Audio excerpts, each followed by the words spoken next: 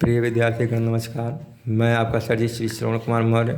मैं पुनः उपस्थित हूँ कक्षा 10 पाठ 7 रामनील त्रिपाठी जी को लेकर के। इनके आज पद्यों को पढ़ते हैं, जिस पद्य का शीर्षक दिया गया है स्वदेश प्रेम तथा यह स्वप्न से नामक काव्य से उद्धृत है हमारे पाठ्य पुस्तक कक्षा 10 में। तो बिना देर किए हुए चलते हैं, इनके पद्यों को पढ़ते हैं और अर्थों को जानते हैं मेरे प्यारे विद्यार्थी। अतुलनीय है जिनके प्रताप का साक्षी है प्रत्यक्ष दिवाकर, घूम घूम कर देख चुका है जिनकी निर्मल कृत निशाकर। देख चुके हैं जिनका वैभव ए अंत नभ के अनंत तारागण, अगणित बार सुन चुका है नभ जिनका विजय घोष रण गर्जन। शोभित है सर्वोच्च मुख से जिनके दिव्य देश का मस्तक, गूंज रही हैं सकल दिशाएं जिनके जय जय गीतों से अब तक। जिनकी महिमा का है अविरल साक्षी सत्य रूप हिम गिरिवर, उतरा करते थे विमान दल जिनके वक्ष स्थल पर जिनके विस्तृत वक्ष स्थल पर।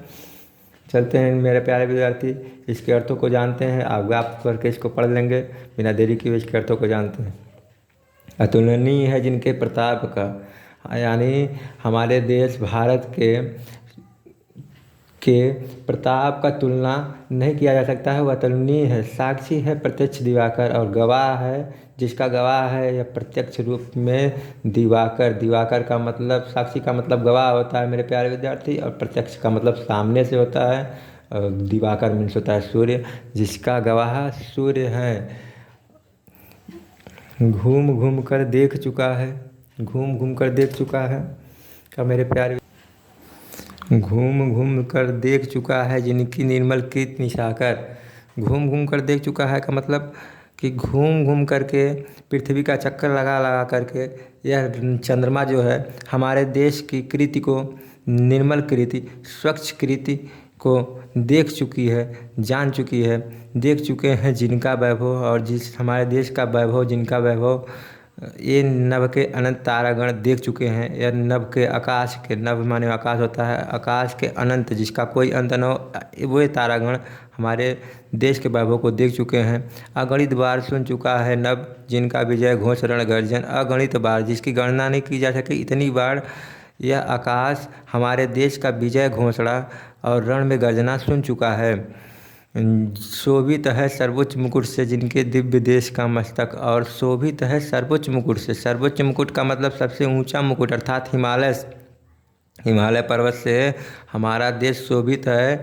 जिनके देश के, जिनके दिव्य देश का मस्तक, हमारे देश के या दिव्य देश का जो मस्तक का है वह किससे शोभित है? सर्वोच्च हिमालय के मुकुट से।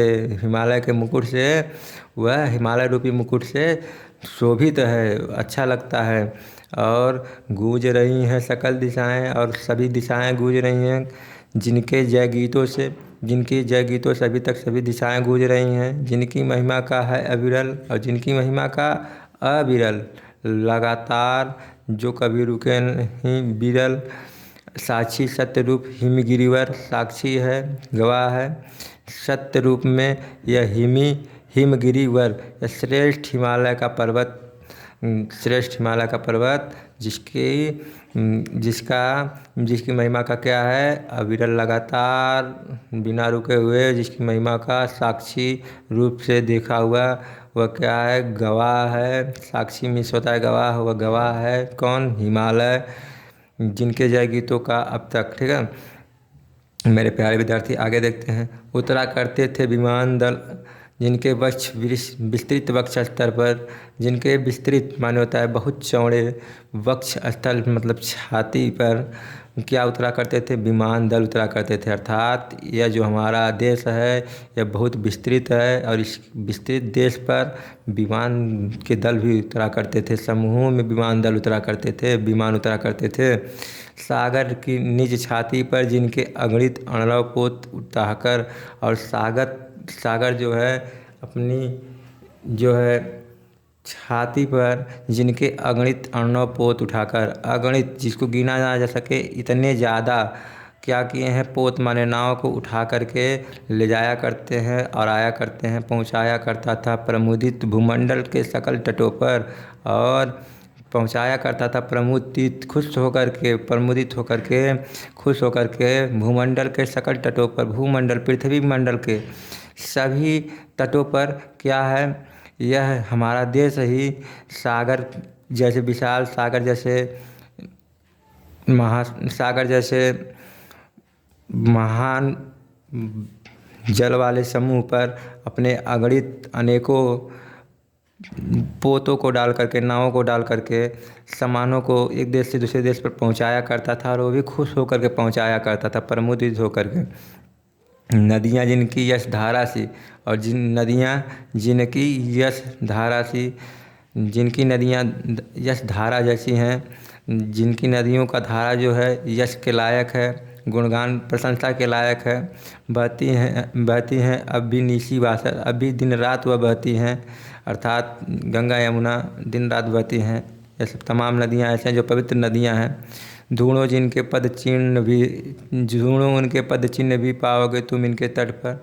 ऐसे लोगों के पद चिन्ह, ऐसी सभ्यताओं के पद चिन्ह तुम यहाँ पाओगे। जो सभ्यताएँ खो गई नदियों के किनारे ही इन तट पाओगे तुम। यहाँ देखो 3 पद समाप्त हुए मेरे प्यारे विद्यार्थी।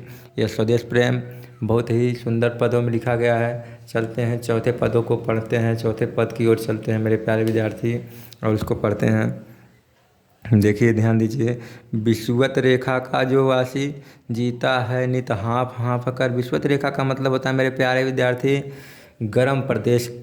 विषुवत रेखा पर जो लोग रहते हैं वह गर्म प्रदेश में रहने वाले लोग हैं।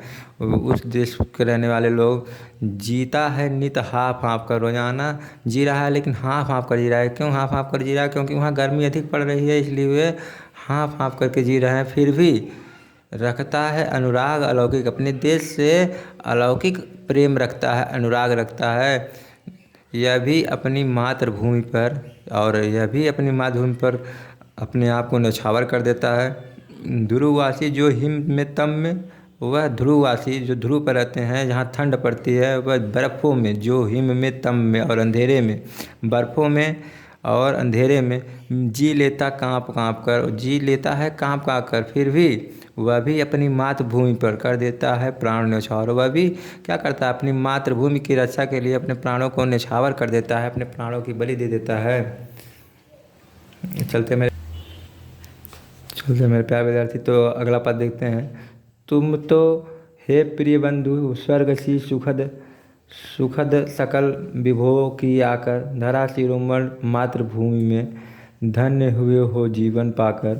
तुम तो मेरे प्यारे विद्यार्थी, तुम तो करा लेकर, तुम तो हे बंधु, प्रिय बंधु, तुम तो स्वर्ग जैसी धरती पाए हो। वे लोग तो गर्म प्रदेशों में हैं और वे लोग ठंडे प्रदेशों में हैं, और फिर भी तुम लोग क्या हो? स्वर्ग जैसी धरती पाए हो। इसलिए सुखद सुखद सुख का अनुभव करो। सकल विभव की आकर, सभी प्रकार के ये विभव जो वैभव पाए हो उसका यहाँ आकर के आप लोग बसे हो और ये वैभव को पाए हो, इसलिए तुम लोग सुखद का अनुभव करो। धरा शिरोमणि मातृभूमि में, यह धरती जो सभी की सिर की मणि है अर्थात ताज है, मातृभूमि में, मातृभूमि अपनी माता रूपी भूमि में, अपनी मातृभूमि में धन्य हुए हो जीवन पा करके। तुम धन्य हो गए हो जीवन पा करके इस मातृभूमि में, क्योंकि यहाँ सभी प्रकार का सुख और वैभव तुम्हें प्राप्त होता है। तुम जिसका अन्न जल ग्रहण कर,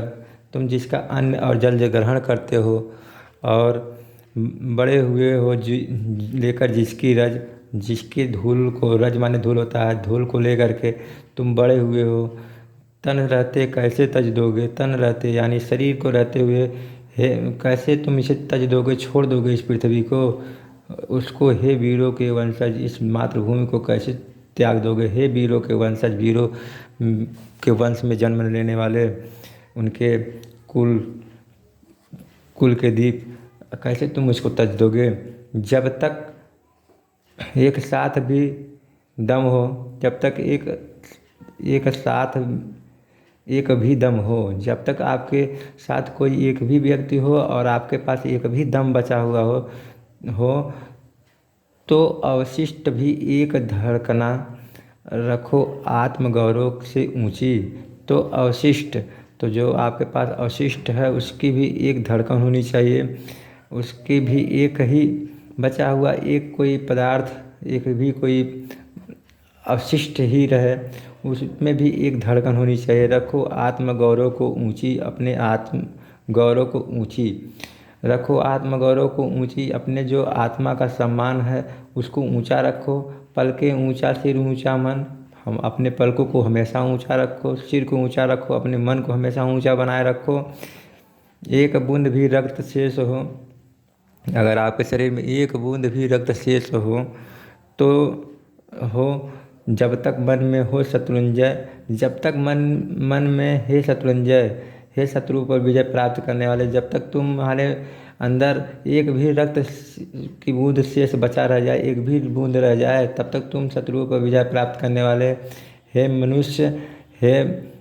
मनुष्य दीन वचन मुख से न उचारो, तब तक तुम दीनता का वचन अपने मुख से मत बोलो। मानो नहीं मृत्यु का भी जय, तुम मृत्यु का भी भय नहीं मानो, मृत्यु का भी भय तुम मानो नहीं मृत्यु का भी भय। तुम्हें मृत्यु का कितना भी भय हो लेकिन उसे मानो मत, जब तक तुम्हारे अंदर एक भी बूंद खून का शेष रह जाए हो, तब तक तुम हे शत्रुओं पर विजय प्राप्त करने वाले व्यक्ति अपने मुख से दीन वचन न बोलो। और मानो नहीं मृत्यु का भी भय, मृत्यु का भय भी नहीं मानो, डर भी न मानो। निर्भय स्वागत करो मृत्यु का, बिना डर का, निर्भय बिना भय का स्वागत करो मृत्यु का। मृत्यु एक है विश्राम स्थल, क्योंकि मृत्यु एक विश्राम स्थल है, उसका स्वागत करो बिना डर के। जीव जहाँ पर फिर से चलता है धारण कर नव जीवन का संबल स्थल। जीव जहाँ फिर से चलता है, जहाँ से फिर चलता है, मरने के बाद जीव क्या करता है, वह विराम स्थल है, वहाँ से फिर से जब चलता है वह, तो धारण कर नव जीवन संबल, नया जीवन का नया चिन्ह, नया शरीर धारण करके वह चलता है। मरता नहीं है आत्मा, आत्मा तो अजर और अमर है। मृत्यु एक सरिता है जिसमें श्रम से कातर जीव नहाकर, मृत्यु क्या है, एक नदी है, सरिता है जिसमें श्रम से कातर, श्रम से थके हुए जीव क्या करते हैं, स्नान करते हैं। स्नान करने के बाद क्या करते हैं, फिर नूतन धारण कर, फिर नया तन शरीर, नया शरीर धारण कर, नया वस्त्र धारण कर क्या करते हैं, काय रूपी वस्त्र बहाकर, और शरीर रूपी वस्त्र को वहीं छोड़ करके, वहीं बहा करके नया शरीर धारण करते हैं। और नई आत्मा को, वही आत्मा तो हमारी पुरानी रहती है, नई शरीर को धारण करते हैं और अपने थकान को मिटाकर आगे बढ़ते हैं। कह रहा है आगे लेखक कह रहे हैं राम नरेश त्रिपाठी जी, सच्चा प्रेम वही है जिनकी तृप्ति आत्म बलि पर निर्भर हो। सच्चा प्रेम देश से वही प्रेम है जिनकी तृप्ति, जिनसे संतुष्टि आत्म बलि पर निर्भर हो, अपने आत्मा की बलि करने पर निर्भर हो, वही सच्चा प्रेम है। जब हम अपने आप को, आप किसी से प्रेम करते हैं, अपने देश से प्रेम करते हैं, तो हम क्या करते हैं, अपने आप को उस पर न्यौछावर करने के लिए हमेशा तैयार रहते हैं।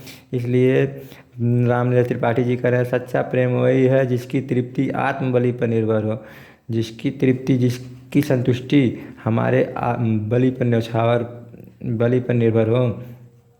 त्याग बिना निष्प्राण प्रेम है, बिना त्याग किए यह जो प्रेम है वह निष्प्राण है, उसमें कोई प्राण नहीं है, क्योंकि प्रेम त्याग मांगता है, बिना त्याग का तो इसमें कोई प्राण नहीं है। करो प्रेम पर प्राण निछावर, इसलिए देश प्रेम पर प्राणों को निछावर कर दो।